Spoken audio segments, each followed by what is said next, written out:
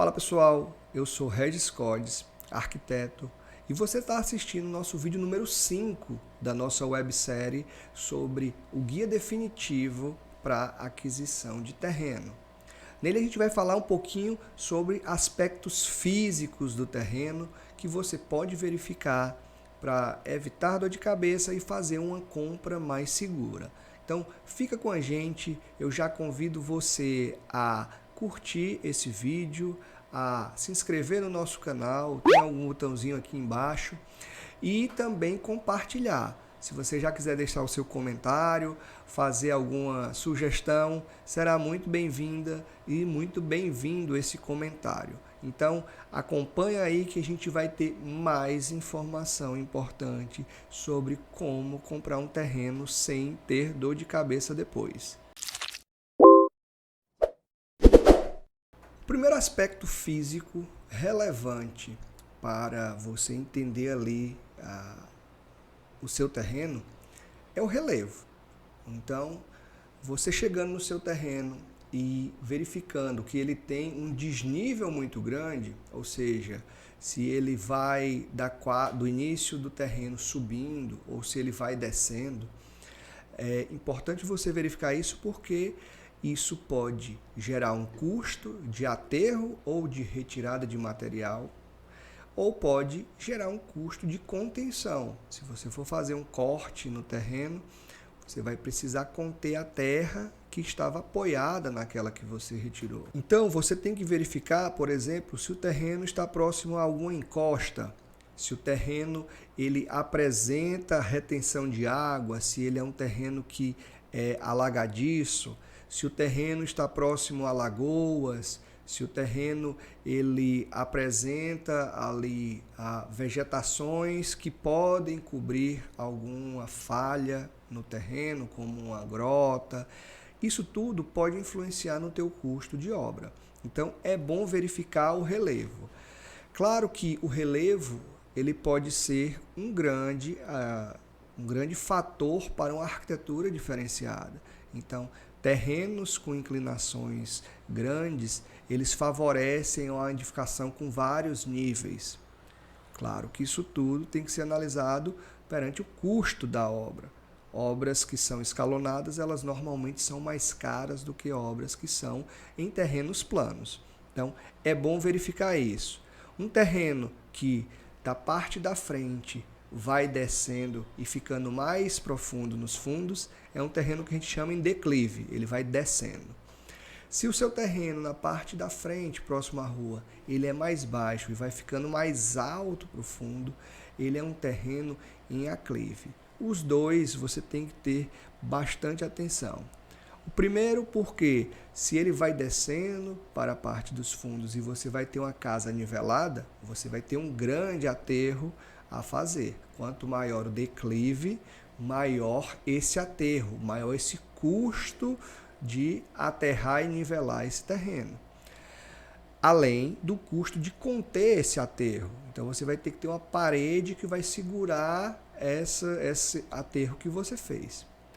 No caso contrário, se você tem um terreno que ele vai em aclive, ou seja, que ele vai ficando o terreno vai ficando mais alto no fundo e você vai nivelar a sua casa, você vai cortar essa encosta. E aí você vai precisar ter um custo para conter essa encosta que você cortou, que você tirou essa terra para ser o lugar da sua casa. Então, é muito importante analisar o relevo, porque ele sim pode influenciar muito no custo da sua obra. Tá? A questão de engenharia vai sim resolver essas duas situações, mas o custo é que vai ser o principal fator para você decidir entre um ou outro terreno. Um terreno plano ou um terreno com um desnível maior. Alguns aspectos são muito favorecidos quando você tem um terreno com um desnível maior. Então você tem uma possibilidade de uma vista melhor, você tem uma arquitetura diferenciada. Mas, novamente, o custo é que vai ser o principal fator na decisão desse terreno. O segundo aspecto físico com relação ao lote são as dimensões. Então, a primeira coisa que você tem que levar em consideração para analisar as dimensões do lote é o tamanho da casa ou da edificação que você pretende construir. Então, você pretende construir ter uma casa grande, você pretende ter uma casa ampla e o terreno é pequeno, você pode ter dificuldade em adequar a tua necessidade da casa àquele terreno. No outro espectro, você teria uma casa pequena em um terreno muito grande. Então, você teria muita área desocupada. Pode ser um aspecto que você quer, ter mais área verde, mas pode ser um investimento em terreno desnecessário que pode, inclusive, gerar uma manutenção maior. Então, é importante adequar a dimensão do terreno à tua expectativa de construção, para que isso fique em equilíbrio. Você nem tenha uma casa muito grande num terreno pequeno, nem uma casa muito pequena num terreno grande. O terceiro aspecto importante das características físicas ali do terreno é o formato. Terrenos com formato regular, eles são mais fáceis de serem aproveitados. Imagine um terreno triangular, ele normalmente é um desafio maior para você conceber um projeto. Claro que, dependendo das dimensões dele, se ele for um terreno triangular grande, vai te permitir melhor aproveitamento. Mas se ele for um terreno de um formato esquisito ou de um formato diferente, ele pode ser um desafio. Até porque os recuos vão incidir em todos os lados e podem deixar o terreno com áreas com extrema dificuldade de você ter um aproveitamento. Então, você tem que verificar também as dimensões.